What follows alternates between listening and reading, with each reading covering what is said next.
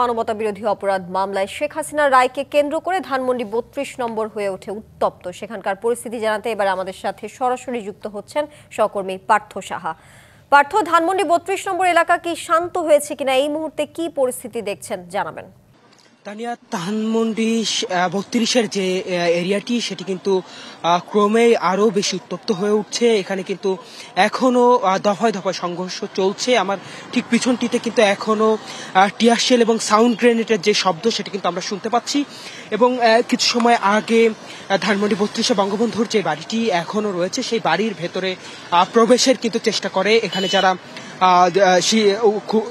বিক্ষুব্ধ জনতা যারা এখানে ছিলেন, আন্দোলন করছিলেন, তারা কিন্তু যখন প্রবেশের চেষ্টা করে সেই পর্যায়ে কিন্তু আমরা দেখেছি কয়েকটি টিয়ার শেল নিক্ষেপ করে তাদের ছত্রভঙ্গের যে চেষ্টা সেটি কিন্তু এখানে যারা দায়িত্বরত পুলিশ এবং সেনাবাহিনী যারা রয়েছে তারা কিন্তু নিক্ষেপ করে। পরবর্তীতে তারা কিন্তু বিভিন্ন জায়গায় যে অলিগলিগুলো রয়েছে ধানমন্ডি ৩২ থেকে পান্থপথ এবং নিউ মার্কেট থেকে মিরপুরের যে সড়কটি রয়েছে বিভিন্ন গলিতে কিন্তু গিয়ে তারা আশ্রয় নিচ্ছে।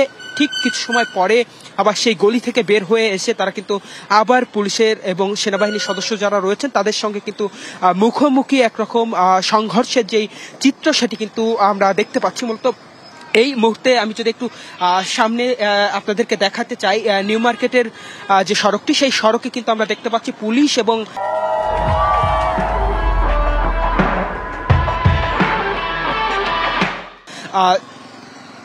শিক্ষার্থী জনতা যারা এখানে আন্দোলন করছেন তারা কিন্তু অবস্থান করছেন এবং ধাওয়া পাল্টা ধাওয়া কিন্তু আমরা লক্ষ্য করছি।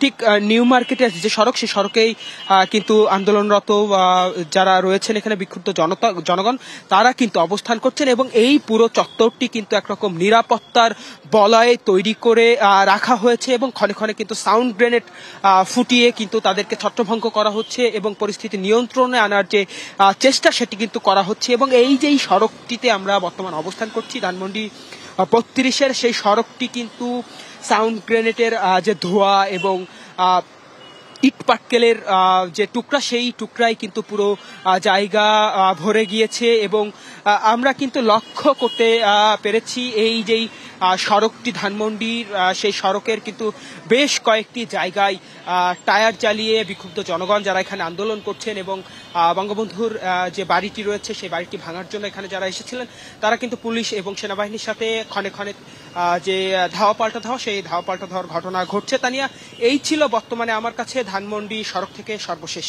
পার্থ, আপনাকে ধন্যবাদ যুক্ত থাকার জন্য।